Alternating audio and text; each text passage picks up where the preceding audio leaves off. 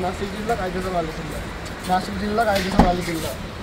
गेल्या महिन्याभरापासून नाशिक पोलीस आणि लोंढे टोळीचा म्होरक्या आणि मास्टरमाइंड भूषण लोंढे यांच्यात लपाछपी सुरू आहे। पण अजूनही भूषण लोंढे नाशिक पोलिसांच्या हाती काही लागत नाहीये। लोंढे टोळीतील शूटर वेदांत चाळेलाही नाशिक पोलिसांनी ताब्यात घेतलंय। आतापर्यंत लोंढे टोळीतील वॉन्टेड असणाऱ्यांना नाशिक पोलिसांनी अटक करून कायद्याचा बालेकिल्ला वदवून घेतलाय। पण टोळीचा मास्टरमाइंड भूषण लोंढे मात्र अजूनही फरारच आहे।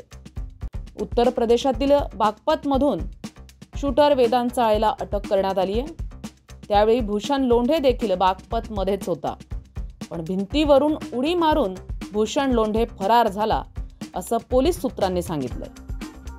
अजून किती दिवस भूषण लोंढे आणि नाशिक पोलिसांची लपाछपी सुरू राहणार याकडे नाशिककरांचं लक्ष लागलेलं आहे।